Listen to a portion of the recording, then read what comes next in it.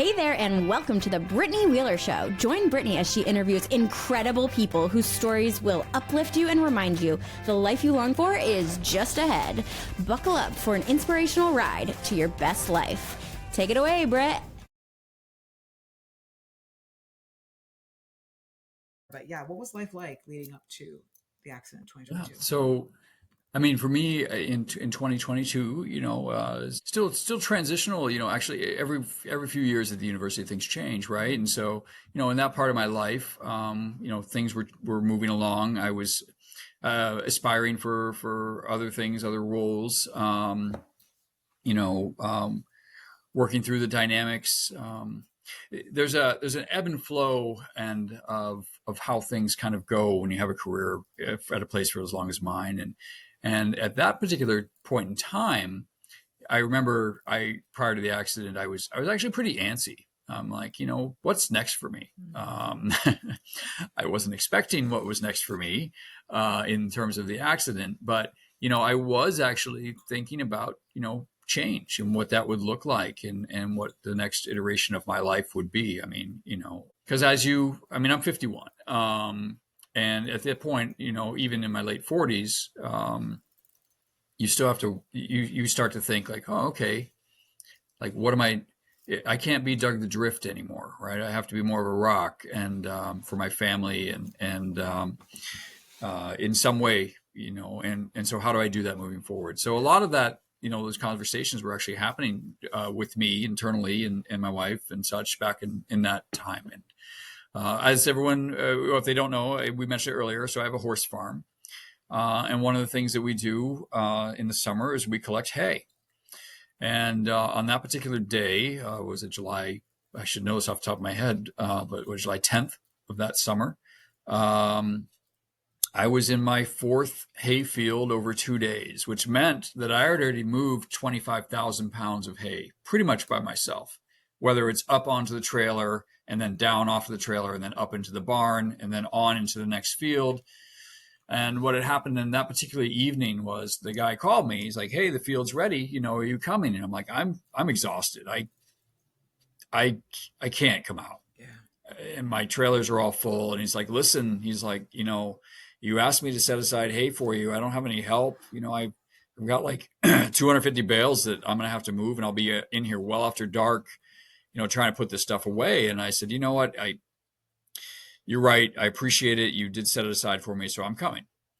And so I set off in my truck. I had a big F550. I've since sold that truck, but that truck is very tall, and I set off with just me and my dog, Thor, sitting shotgun. He likes to come along. Figure we'd load up, some hay real quick, get 100 bales, and head on home, and put the truck in the barn and not have to worry about it in the morning. And what had happened was I was stacking hay. It was just me and this other gentleman, and I don't remember anything after that. I was in this field in Swansea, New Hampshire, and I don't remember anything after that. My first memory following what happened was me waking up in an ambulance. And, I didn't have any fear. I didn't have any pain, but I'm like, this is odd. Something's not right here. And there's a guy, and he comes into focus. I said, what's happening? And he's like, "You've asked me that question 6 times already." I said, "Well, that's great, but can you tell me again? Because I really don't know what's happening." And he's like, "Yeah, you fell and you smacked your head." And I'm like, "Oh, okay. What's happening?" Right. Well, of course, I didn't know what was happening behind the scenes, but apparently at some point somebody managed to get my phone unlocked, or maybe I was drifting in and out of consciousness and unlocked my phone for whomever was in the field helping me. But what had happened was the truck was full of hay and I was standing on top of it. So I am now at my feet, probably 12 feet in the air from my feet. And I guess in my fatigue and exhaustion, I slipped, and my feet, and I slid down the back of the truck, and where my feet hit the tailgate, which is also still probably 5 feet off the ground, it flipped me around backwards. And of course, behind me, in any other given situation, it would have been like landing in a hayfield on a hay bale. But no. I had to land directly on the metal frame of my trailer, with right here at the very back of my skull. So no memory of this, of course, and still have no memory of this. Obviously, I freaked out the people who were loading the hay. They called 911. I was apparently bleeding profusely, as you would from a head wound. They thought I broke my head open. They felt like I was going to die right there. Mm. And when they finally called my wife, this frantic woman got on the phone, and she's like, she got a hold of my daughter first, because I don't think my wife picked up, but she got a hold of my daughter. And like, your dad's been in an accident, you need to get here. And so my daughter called my wife. And so my wife finally got a hold of the woman who had called. And she's like, what happened? And the lady, all she could tell her was like, you just need to get to the hospital. Like, you just need to get to the hospital. And so, I scared my family to death, thinking that I was dead or dying on the way to a hospital. And my wife tells me the story of how she was racing there, and she's with my sister-in-law on the phone the whole time, praying, to let me live, and be okay. And so I did. I got to the hospital. Cheshire Medical Center is where they took me. And I was comfortable. I remember I had my phone, and I texted like somebody at the college, the administrative assistant for athletics. I said, hey, I don't think I'm going to make the meeting tomorrow. I had an accident, so I can't come. Sorry. I don't know. You were cognitive enough to let the Franklin First community know you weren't coming to work tomorrow. Yeah, so I was calling around, texting around, because it was an emergency room. So I was kind of aware and awake, but I also didn't have a sense of the gravity of what happened. So, upon CAT scans and such, it showed that I had hit my head really hard, right in the parietal lobe area. It was bleeding. Bleeding inside your skull is not a good thing, because if it builds too much pressure, they have to drill a hole to relieve it, because it's not like you cut yourself and the blood just flows out. Yeah. It stays, and it builds immense pressure inside your head, which, trust me, after day 3, I certainly felt that pressure. It was pretty crushing inside my head. So they transferred me. Because Cheshire Medical is not a trauma center, and if they did need to drill into my head, they were not equipped to do it. So via ambulance up to Lebanon I went. All a blur. I don't really remember a lot of that. Cheshire, they monitored me at Lebanon. This is where the story gets a little this is a frustrating point for both me and my wife as a healthcare professional. She's a nurse practitioner. We got up to Cheshire Medical, or Dartmouth. She stayed home. I was stable. They discharged me. That evening, they came in. A doctor came in at 3:00 in the morning. This is what he said to me. He said, "We're discharging you. Your wife refuses to come get you, so your parents are going to pick you up in the morning." And I'm like, "What?" I said that, and immediately in my head, I'm like, my wife's not refusing to come get me because she doesn't want to come see me. She's refusing to come get me because she doesn't want me to be discharged, because my brain is bleeding. And she, she was a fierce advocate for me, but they discharged me. My parents came and got me at 10:00 in the morning. I went to their house in Meredith, which is about an hour away. My wife, who, came up after work that evening to come pick me up. She drove me back home. I remember being at my parents' house. I was on the couch. They didn't know what to do for me. There was nothing they could do for me. I didn't want to eat. I didn't feel great. And she brought me home. And I remember on a straightaway on 202, I got car sick for the first time in my life. Wow. I don't get motion sickness. And I remember I feel for the people who were passing by. I was throwing up so violently that cars stopped on the side of the road. And they're like, is this man okay? Or is he excising a demon right now or something? He is not well. And so and a couple for people people stopped. that don't know, like 202 is not, it's like nothing really crazy happens. Straight. Yeah, it's just It's a straight road. There's not much action. People come, people go, but it's not like exciting, like, oh my gosh. Yeah. So this was a big I deal. wasn't, exactly. So it was basically driving down a straightaway, and next thing you know, boom. So it hit me. Went home the next morning, or maybe that evening, I don't remember. That's still kind of a blur too. Woke up, really couldn't feel my hands and feet very well. So back to the emergency room I went, back to Cheshire Medical. They ran some more tests. I don't remember how many CAT scans I've had now. It's got to be like 7 or 8. No difference. The bleeding had stopped, by the way. So it's just a question of managing that. So I didn't need a hole drilled in my skull. So I should let me back up a little bit. The original diagnosis was it was a moderate to severe traumatic brain injury. Okay. And brain injuries are no joke.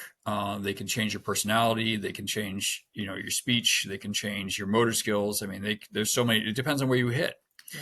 But what happened is when I hit the back of my head here, I damaged my parietal lobe. But when you hit with force, your brain actually squishes inside your head and then ricochets back. So I also bruised my frontal lobe, which is discernment, which is everything about my filter, judgment, making good choices, things like that. I'm familiar with brain injury. My eldest son has brain injury, significant from a car accident. So I'm familiar with what it can do. And of course, my heart is breaking for my wife because now she has not one, but 2 brain injured people. Yeah. And the other one is, her spouse who is supposed to be helping, manage everything. So, of course, just get there. I've somebody at my door and he's like waving at me. He's like, "Can I leave this?" I'm like, "No." You're like, no, in the middle of recording. No, I'm not recording. So I'm not. Please don't come in. I did lock my door. I'm curious if he's going to start like reefing on it. He's trying to return an S drive. Anyway, I digress. A flash drive. So, my wife is having this notion of like, what next, right? Am I going to have 2 debilitated people to care for? So anyway, but back to the hospital I went. They discharged me again from Cheshire Medical. Back home I went.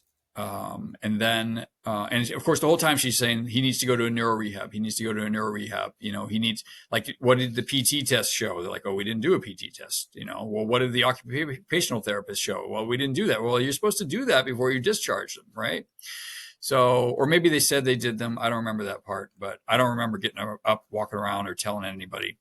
Sometimes they'll just say like, what day is it? What year is it? And what, where are you? And I'm like, I can answer those questions. But if they asked me something complicated, maybe I wouldn't have gotten it. But right. They said he's good. He knows where he is. We're sending him home. Got home, woke up at like 3:00 in the morning with what I thought I was having a heart attack. I didn't know what was wrong. I had incredible chest pain. And I'm like, oh my gosh, my brain, which, is the controlling my electrical system, is misfiring my heart. Now I'm going to die of a heart attack after all this stuff. So now I go via ambulance again to Monadnock Community Hospital. And we get not just a regular ER nurse, but we get the medical director at my bedside. And I remember being quite curt and frankly unpleasant to him, just frustrated about what was happening. Yeah.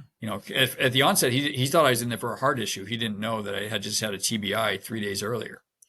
And so all the different things that have happened, right? As side effects and symptoms. Yeah. Yeah. So he's like, why is this guy being such a jerk to me? And because his tone changed too. He was unpleasant back. Yeah. Like, as soon as I started being a jerk, and my wife's like, no. He just had a TBI and a brain bleed 3 days ago. And he's been discharged twice, and he's frustrated because he doesn't know how to get the level of care he needs. I'm trying to advocate for him, but no one will listen to us, right? So he's like, okay, let me make some calls. So he did, and he did his evaluation, and he realized what was going on. His tune changed, and he's like, yeah, you need to be admitted somewhere. And so he he went ahead and got me placed into a neuro rehab facility in Nashua, New Hampshire. And I stayed in a swing bed in Monadnock Community Hospital for that evening. And then the next morning, my wife picked me up and took me over to the Nashua facility. And I stayed there for 6, 7, 8 days, something like that, while they did a series of things. I had to wear a gown. I had to wear the slippy socks, the non-slip socks. I called them slippy socks.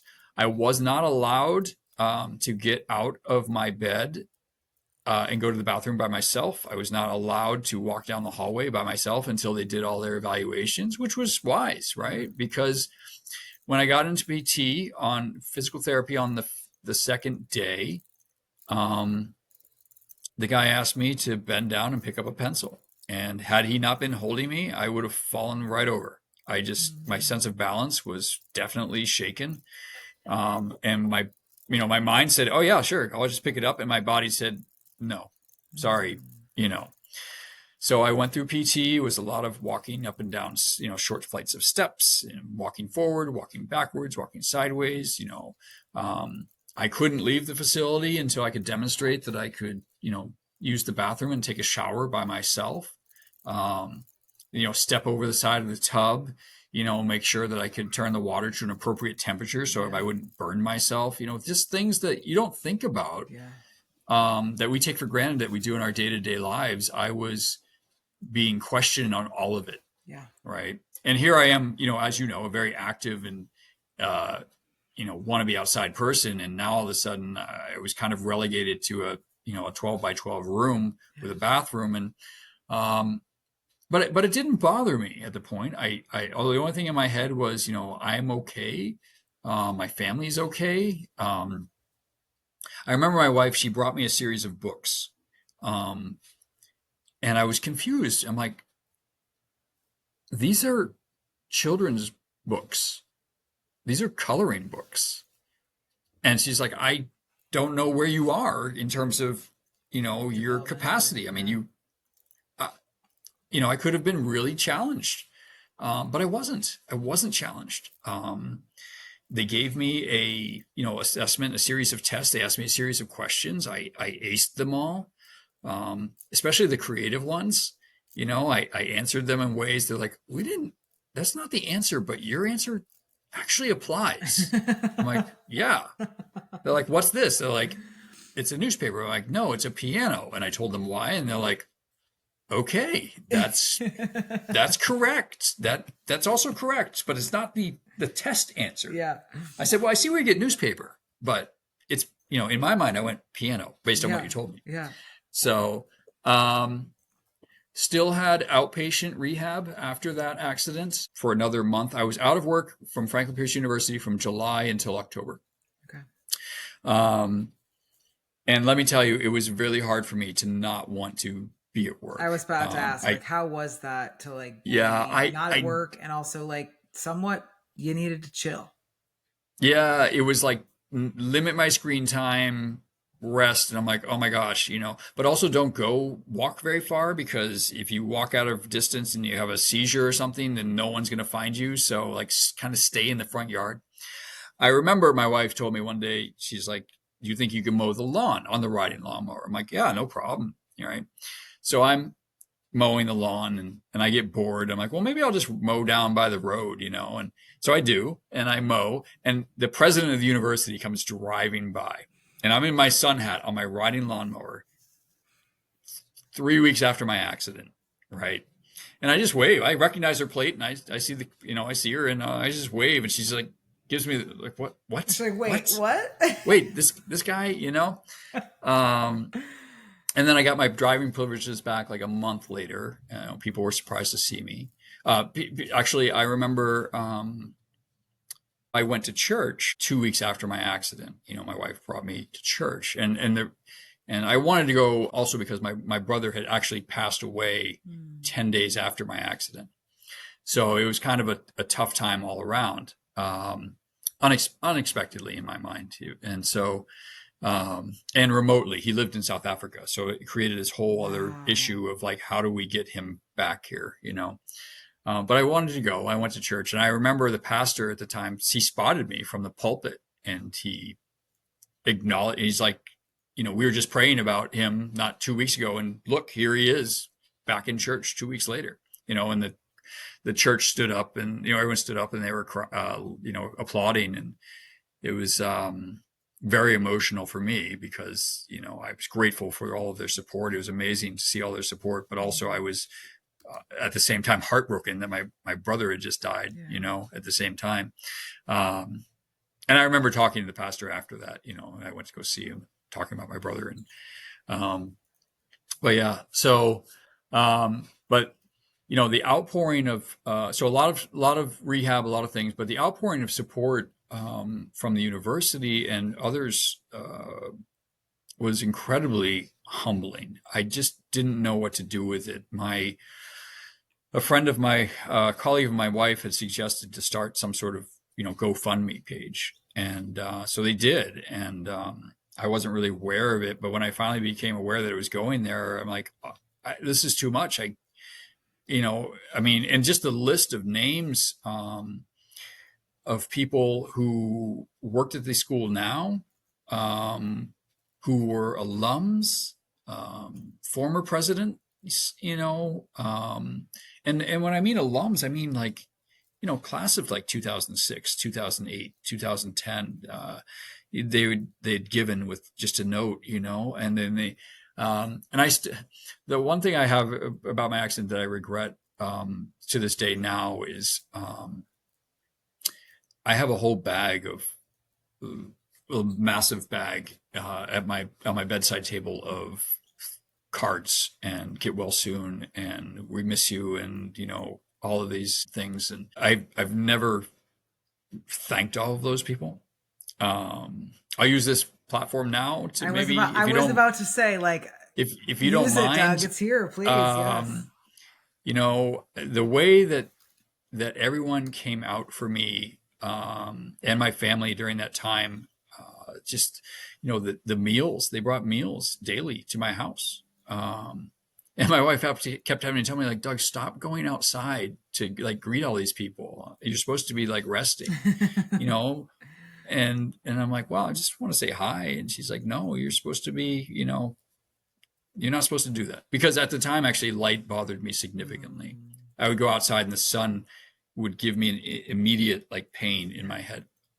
But anyway, just the outpouring of support from everyone. I mean, I got get better soon notes from colleagues that frankly I didn't get along with, and I was grateful that they were able to look beyond that. Maybe we don't work together well, but we certainly don't wish each other harm. And again, like the alums who came out from across the spectrum of years that I've worked here, just a quick note or a gift or something to my well wishing. It broke me in a lot of ways. It was hard. I like being the giver. I don't like being given to. I don't know how to, you know what I mean? And so for all that support, it was really a strange feeling for me. But I appreciate and am incredibly grateful for everyone's, well wishes and support. And for me and my family, I remember, as a horse farm, I was the horse farmer, the owner. I was the guy who was out on the tractor, like pushing back the manure piles and cleaning the stalls. I mean, my wife and I would take turns, but now she was just like doing it herself on top of working, on top of, trying to manage all of my appointments. And it was so much for her. And I remember that Gino, as you know, our Gene St. Pierre, he came over with the president's husband. And I remember him showing, like she told me, she's like, stay in the house. I know you want to go out and hang out, but you cannot. Yeah. And he brought over a university tractor with him on his trailer. And, they pushed back the manure pile. And I remember the president's husband, I looked out the window and he's out there in his like New Balance white shoes, shoveling horse manure out of stalls. And I'm like, well, I usually don't wear my sneakers because they, so, but just, he didn't blink an eye. He's like, yeah, he asked my wife, he's like, what yeah, he's like, what do you need? And she's like, I need help doing this. And he did it. And everyone did it. I had some amazing recipes from people that when I'm like, wow, this is like, I don't cook this food. This is really good food. Yeah. You know, I'm like, so I need to go back to those people at some point and be like, so can I have that? Can you teach me how to make that? Because I'm not a good cook, but I would love to. Or can I pay you to make that for me? I don't know. So anyway, but the whole experience was really, it was life-changing in a lot of ways. And you know, and so a lot of people actually still to this day ask me like, have you recovered? Are you 100%? And I tell them, I said, no, I'm not 100%. I will never be that Doug again. I said, there are very much of me that I was able to bring forward. But I've had to relearn a lot of things. When I talked about the filter, right? I struggle to not swear. And I struggle now more than ever to not swear in the wrong setting, right? So I remember a couple of years ago standing up when I got, back in the SGA and being particularly frustrated about something. And I stood up and I was giving my commentary. I'm like, this is effing ridiculous. And I looked out and I saw everyone's faces like, did he just swear? Did he just F-bomb in the quote unquote decorum of the SGA meeting? I think he did. Now, mind you, they appreciated it. Yeah, of course. They were like, "Oh yeah, you should swear more often." Yeah. I'm like, "No. I'm trying to." It just pops out. Yeah. So things like that change. The other ones that I still, wrestle with a little bit is I'm getting a lot better, but there was a lot of fatigue early on. Yeah. If I needed a nap in the middle of the day, well, I was taking a nap. There was like I'm going home and taking a nap. Like there's, my speech therapist, even to this day, she's like, you're not going to make it a full day without losing your voice. And it's true. As the day goes on, I start to see that I start to miss words. And I know I do. I have to like slow down and say my sentence because I'll be blah, blah, blah, and I'm like, okay, slow down, try to enunciate, so I miss words and I slur. And I still do that. And so that'll be my wife's cue. She's like, you're slurring, go to bed. Yeah. And I'm like, okay. Yeah. Because my brain is tired. Yeah. I mean, I am literally rebuilding neural pathways. Yeah. And you're only 3 years out, right? Like that's the thing that people like that it takes a lot of time to heal. And while you've made strides, there's going to still be a lot of healing, and there's some things like you said there that may never change again. It's interesting because we talked about what life was like before the accident. And, when you came back to Franklin Pierce after having all of these questions and you lose your brother and you're healing, you're presented with this opportunity for a potential new position, right? A colleague leaves, the door opens up, a restructure happens, and they're like, "Oh, hey, Doug, how about this?"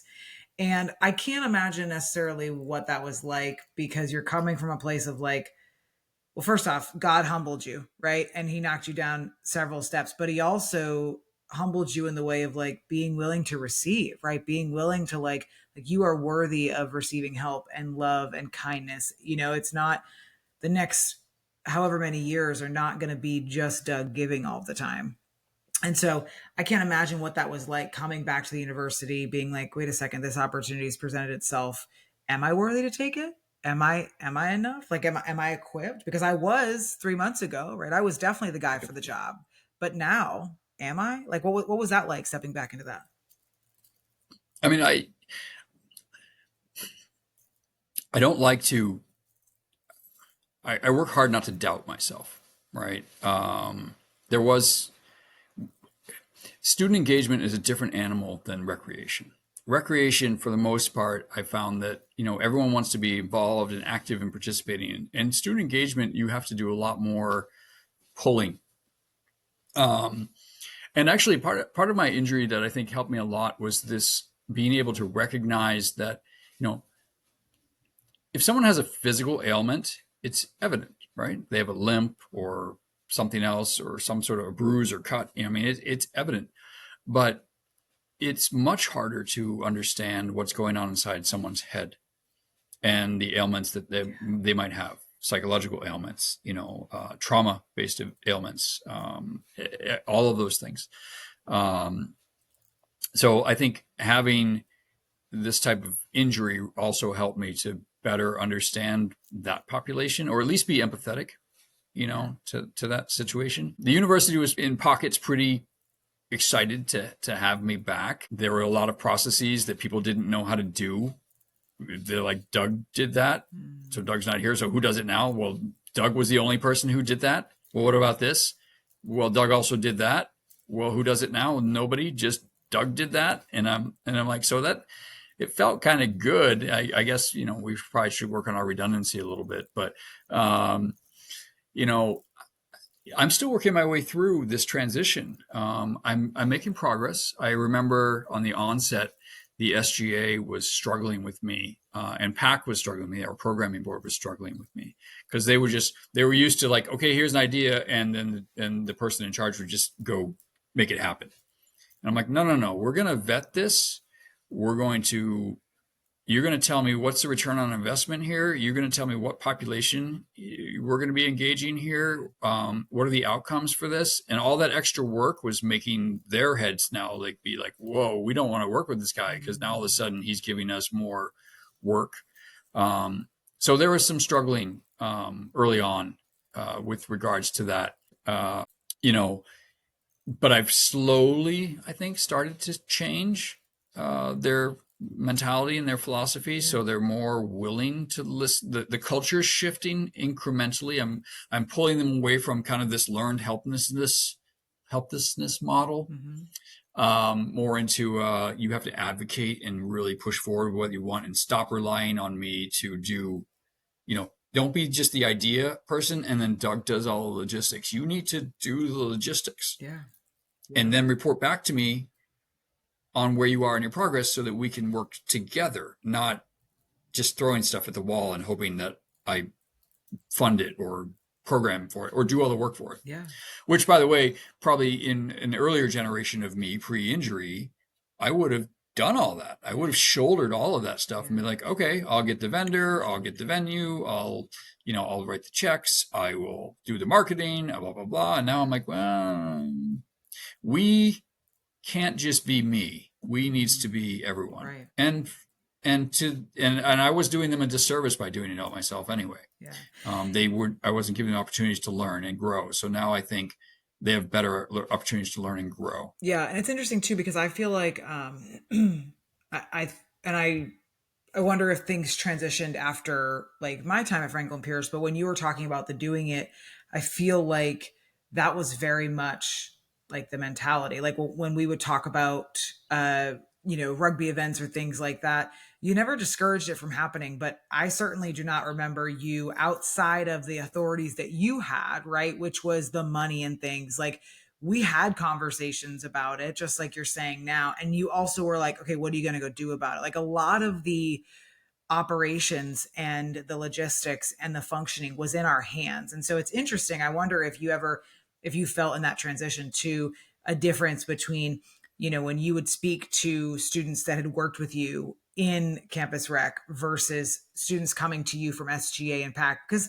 not all the time did they cross over, right? But for me, right. I mean, I was in all of those areas, and I definitely remember, our time together. It was a lot of that. Okay, well, why? Like, I need to know the why. I want you to talk it out with me. But then you were like, okay, good, go do. Like, it was never like, all right, I'll get back to you with this whatever, right? So I think that, you're definitely, like you said, offering an experience and empowering the students, but also in a generation where it is such a unique generation of tools and tricks and resources, but at the same time, they are raised from some of the generation that didn't want their kids to go through what they went through. And so they did a lot of things for them. And so we're getting these students that are coming to college ill-equipped for some of the basics. And so that's not everybody. I'm not putting everybody into that place by any means, but I am saying you do have a lot of students. I interviewed a friend of mine and her 3 sons are 26 and younger, one just graduated college. And and how her and her husband raised their boys to have jobs in the summer and to work hard and to do internships and all of that. That's not across the board what they see with their peers, right? That's not Right. all the motivation. And so I think you're doing an incredible service to those students of saying, hey, we're going to talk about how to get there.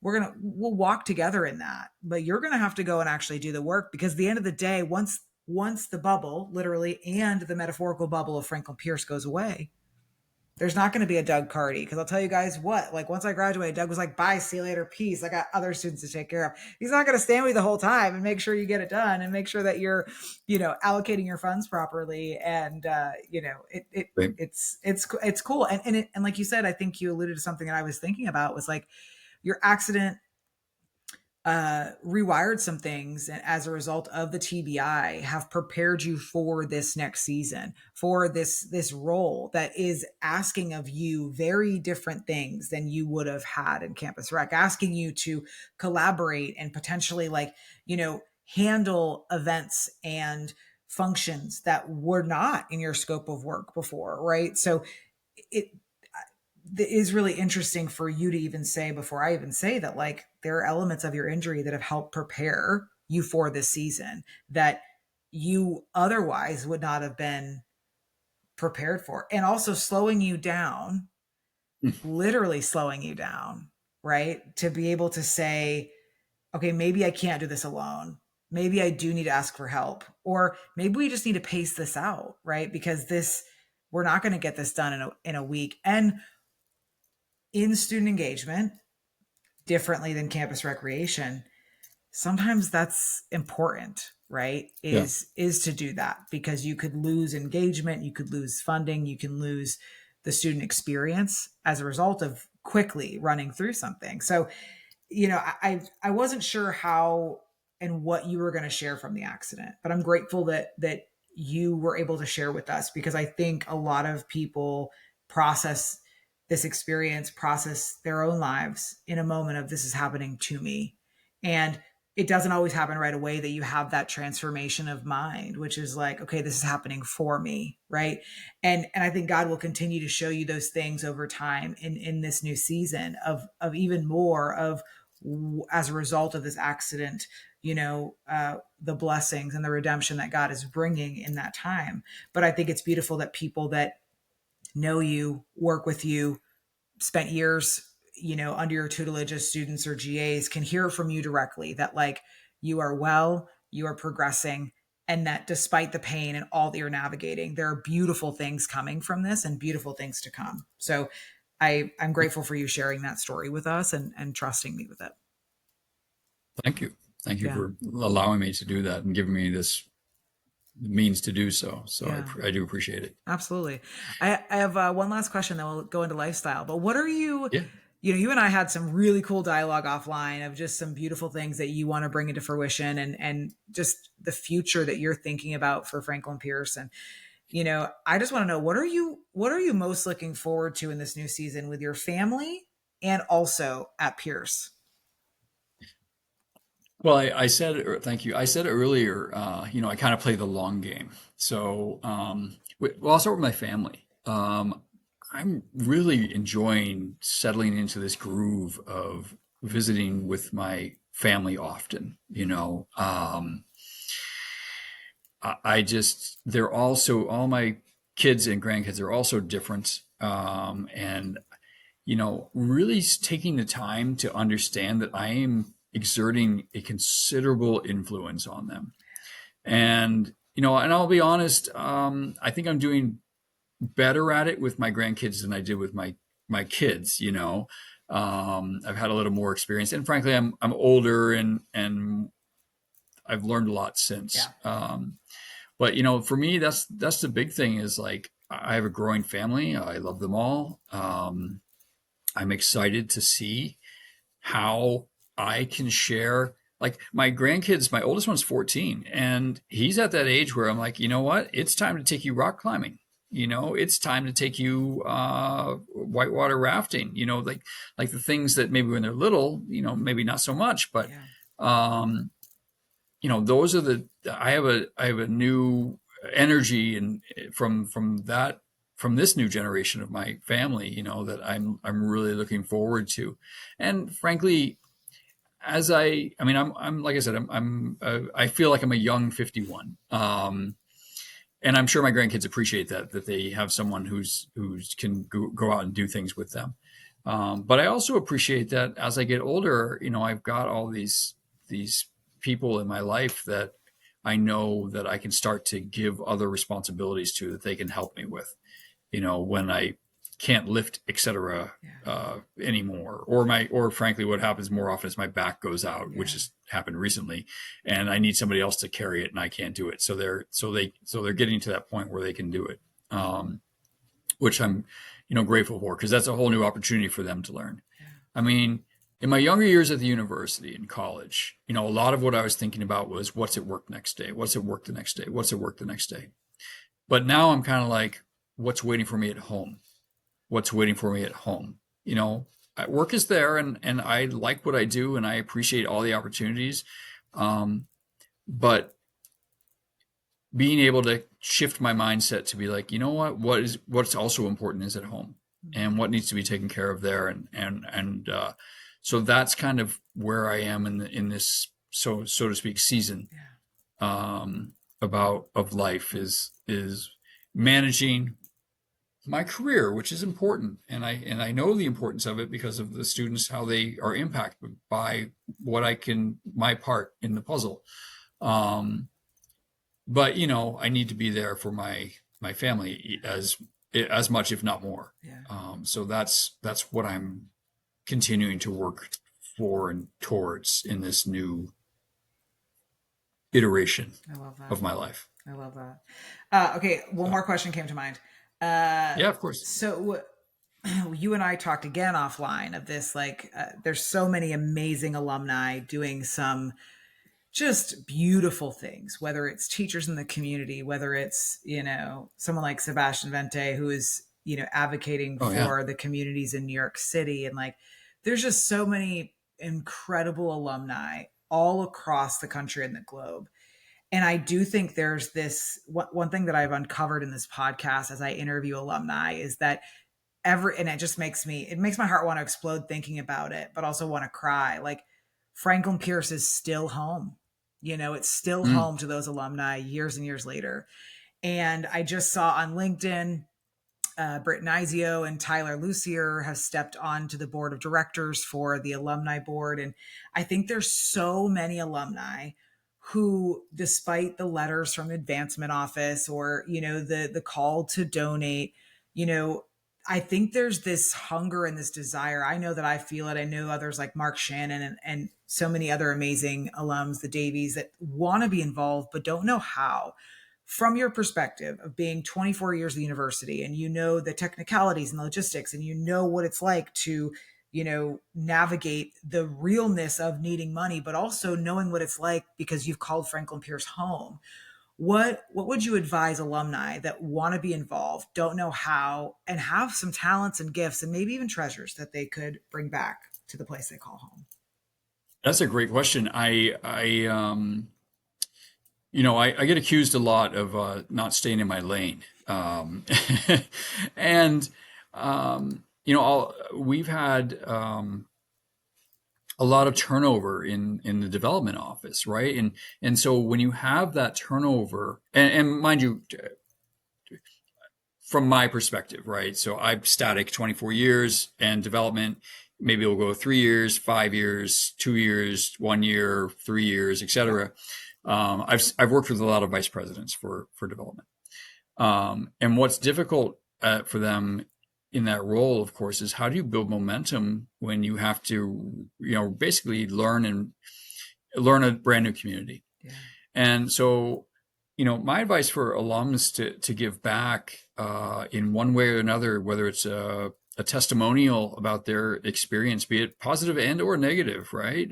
Because we grow from our failures here too. You can, well, I don't know if I want to do this particularly, but I continue to be a mouthpiece for all the undergrads here, and I have no issue advocating for our alums as well. But my advice ultimately is frankly, alumni, if you want something to happen, if you really want to be involved, please be the person or people that take the first step in doing so. And the reason I say that to you is because if you're waiting for development to reach out in a manner that's not just, and I know that development is not just reaching out for money. They're not. They're reaching out for connection. They really want to get to know you. Yeah. But they've got, the alumni here have an incredible head start on the bandwidth of that department to identify the thousands of people that have gone on to do great things here. And I'm sure there are hidden gems in so many of you that we're not even aware of, that would be great for us just to know. And then, drilling down a little further, rugby, for instance, is a great sport of camaraderie, right? You still connect and communicate, I'm sure, with many other women on that team to this day, right? Years later. And so that network, that alumni network that we have, is also an opportunity, but we might not know that so-and-so, this student is trying, who just graduated 3 years ago, is trying to get in law enforcement, and they might not know that somebody went here who got scholarship in the FBI and went on to work in the White House and now works for the Department of Defense. Like, how do we make those connections too? Like, how do we build our network so that we're all talking? But ultimately, you have to return to the nest in one way or another by reaching out to us and letting us know, like, hey, we're here. How can we help? Yeah. And I know that in the current iteration of the development office, they would love to have that information. They would love to make these connections. Our current president has already had multiple alumni, regional, local alumni, that is, at his home for mixers, but it's possible that there are alums out there who don't even know these things exist, right? And that's because our reach is not as wide as we would like it to be. So all I would think, my advice is, one, reach out to us and help us. Get you connected with one another and with us again. And, it's funny you say this about home, because I just gave a speech at baccalaureate. The alumni board president fell ill literally the day before the ceremony. And so, sent her regrets. And so I'm like, oh, what do I do? I guess I will read her speech, right? But of course, it wouldn't be me without adding my own precursor to it. Right. I probably should have read her speech before I gave my precursor, because she said the same thing I did, which was, but I didn't have enough time. I'm just at the podium, like, okay. But that's exactly what I said. I said, you're moving on, but you made a formidable part of your life choices here at Franklin Pierce University in the past, 4 or so years. And most of the people that you are going to be closest with in life, you also met in those 4 years. Yeah. And the people that mentored you and helped you move to where you are, well, more than likely, there's a fair percentage and are still going to be here. Yeah. Like myself. That's what I said. Yeah. I said, come back and visit, because more than likely I'll still be here. Yeah. But that's not an idle offer. I literally and genuinely would like to see what our alums are doing, how they've grown. Let them then to the point of this whole process here. Let them tell their stories, so we can be proud of them once again, or offer them insights or guidance that might be helpful, or connections of other alums we might know. And so I'd love to build it up more. But it will start with the alums themselves coming back and reaching out. Yeah. And if I need to be a point person for that, that's fine. They can email me, they can call me, look me up. Like I said, I'm still here. I love that. Thank you. Thank you for sharing that. And again, for articulating, like, from the university's perspective, that our reach is limited. And while we want to hear from you, like, that first touch point is necessary. And I think there's a lot of alumni that may have some ideas, and there's some alumni that maybe don't. And both of those are welcomed from the perspective of there's potentially some things that you could do that are already in the thought process of the advancement office and development office and other things, or not. But I love that about reaching out. Yeah, I wanted to ask that because I do know there is a Franklin Pierce community here, and hopefully there will be some more Franklin Pierce alumni that listen to the Brittany Wheeler Show as more and more interviews come out of former alumni. So, yeah, thank you for being on the show. And I want to wrap up with 2 lifestyle questions. The first one is, which I don't, there's, first off, to me, you've always been 30. You kind of just like never aged to me. So when you said your age, I was doing the math of like how old you were when I went to Pierce. And I was like, okay, then I just think that was your age the whole time. Like you never aged afterwards. But I also don't know, do you drink coffee? So I do. Okay. I very much enjoy a good cappuccino. Okay. But I quit caffeine and it was painful before my accident, actually. Okay. The November prior. Suffered through like 3 days of migraines because I was on like a 3 coffee a day, French press bender. Wow. Every day. And I stopped mostly drinking caffeine. So to answer your question is yes, I do drink coffee, but I like a decaf cappuccino. Okay. And I actually drink now mushroom coffee. It's very good. There's a couple brands out there. I've tried a couple. I've landed on RYZE, RYZE, the product placement there for you. So I tried Mud Water. I didn't like it as much flavor-wise, but it's supposed to help with, it does have a little bit of caffeine in it, but it's minimal by comparison to like a normal cup of coffee. And it's supposed to help with like brain fog and stuff. So yeah, it does. And bloat and other things that I'm not sure I worry about too much, but the brain. I mean, I take mushroom powder almost every day, and there's 5 different mushrooms, and they each have different. And I'll tell you what, like I did not have a TBI, but from the amount of alcohol that I drank back in the day, and until I went sober in 2022. Like the neuron pathways that this mushroom powder has helped with over the years of just repairing some of those things. It's powerful. Like it's just mushrooms. That's it. That's all it's in it. So yeah, I'm a firm believer in mushroom powder. Get after it. My wife and daughter are very well versed in more of holistic methods of care. Yeah. I grew up, if you had a headache, you just took aspirin and, you did this, but I'm starting to learn a little bit more based on their research of other ways. So when my wife bought me the subscription to the mushroom coffee, I'm like, I'm not sure, but I have it every morning. I love it. Yeah. So and it does make a difference. But is there a place locally that you go for coffee, even if it's decaf? So, we had multiple places. It's RYZE, and there are more coffee shops than anything else here. Wow. But there used to be a place called Identity Coffee Lab, and they made a really good, genuine, water-pressed, decaffeinated cappuccino. And they stopped, and it had a nice vibe to it too. They had like these big slabbed, pine slabbed tables, and it was nice music. And that was kind of a nice place to hang out. Better than, frankly, a Dunkin' Donuts or, Gourmet Donuts, Yeah.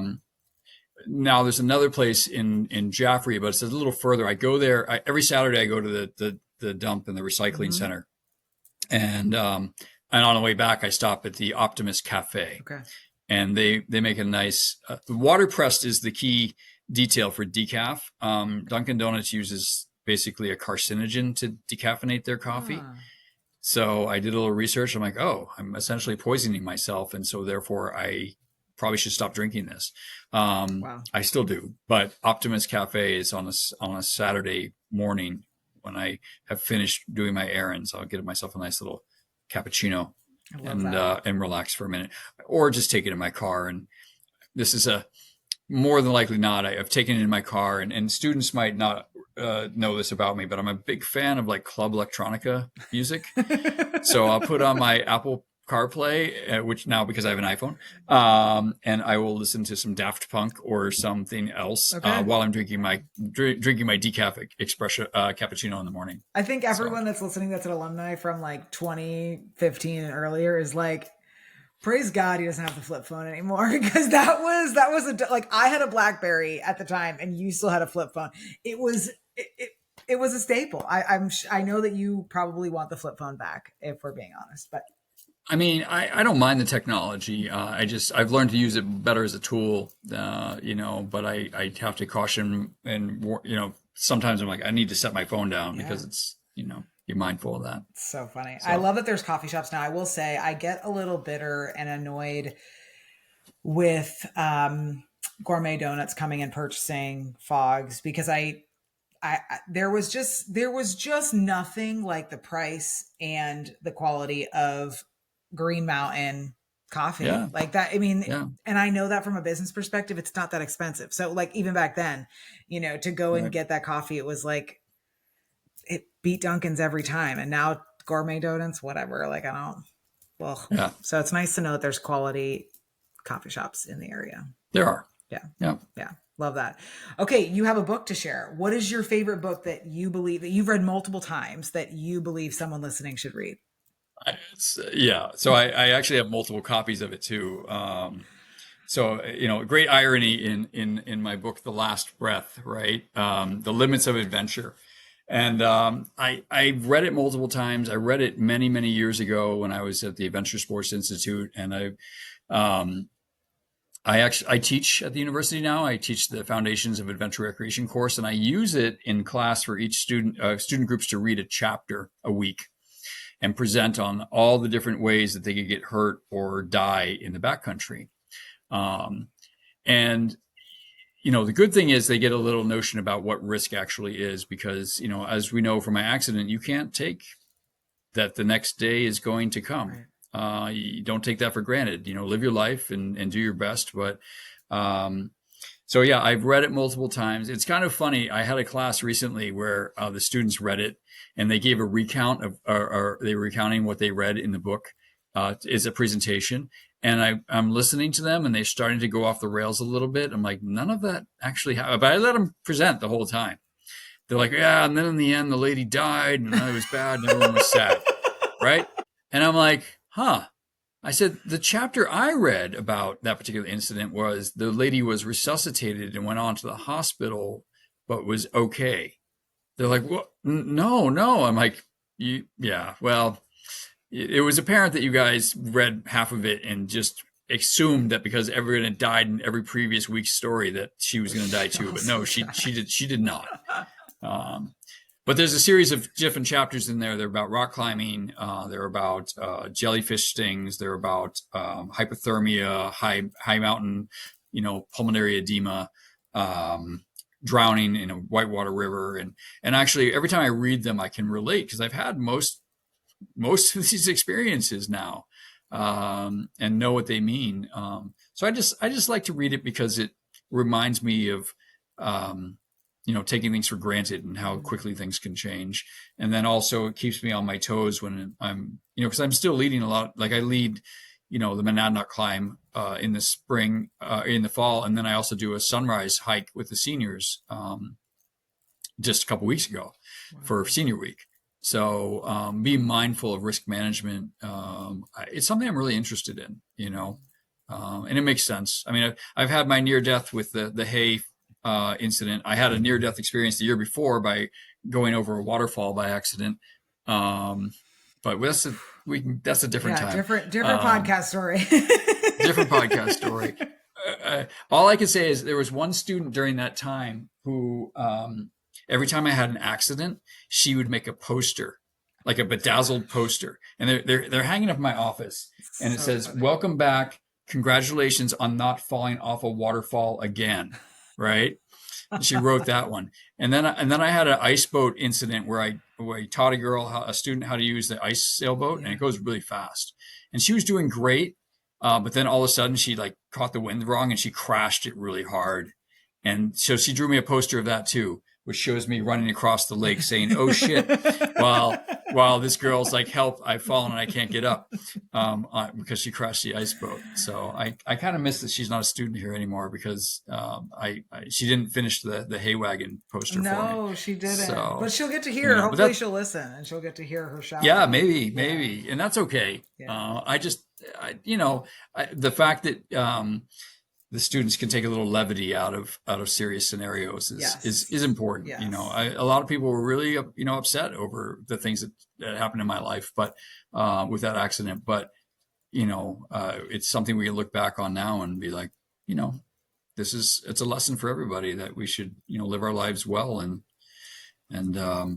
not take things for granted. Yeah. And when you're tired and you are fatigued, trust your body, right? I think that's also been a theme of everything that you shared, with your wife advocating, is like, trust your body and listen, right? Like that fatigue was a warning of, nope, like, guess what? If that means that you've got to reschedule, or that means he's going to take the hail away, that's okay. I mean, the bales of hay, then that's okay. Like, and the same thing that you guys navigated all of that all the way up until, getting into the Nashua, location. The rehab. Like every step of the way, just trusting yourself. This doesn't feel right. This isn't right. And so I think I've had a couple people on the show as well in different areas and seasons of life, just really share. It's important to advocate for your health and listen to your body, and until someone until actually, I just had a Franklin Pierce alumni on. I had Dee Dolan on. She had an ectopic pregnancy, and she shares just how she, in a similar shade, she was sent home and all these, and she was hours away from death if she would have just continued on instead of advocating for something isn't right. And so I think that is just, kudos to your wife and for you. And now you can be a mouthpiece again for others that are experiencing that at Franklin Pierce, or fatigue or whatever. And I have. Yeah. I have.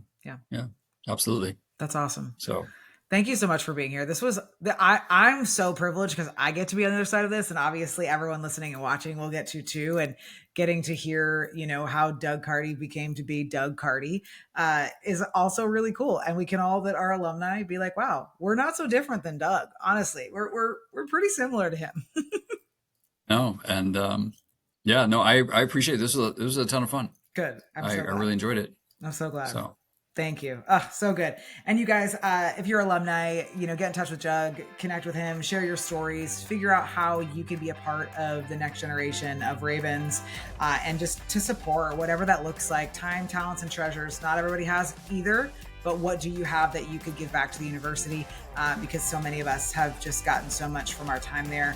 And it doesn't always have to be money, but it can be time and talent. So follow the Brittany Wheeler Show on Instagram and TikTok, and follow us wherever you listen to podcasts. Share this episode. I want this to be such a well-rounded, a huge number of fellow alumni and current students that go to Franklin Pierce getting to hear from Doug and hear his story, and even former presidents or presidents and staff. That would be really cool. Follow wherever you listen to podcasts. Share. Subscribe on the YouTube channel. There's so many things that I keep remembering that I have a list of things that I have to remember at the end. And as always, do good things, make me proud, and we'll see you next time. Bye, everybody.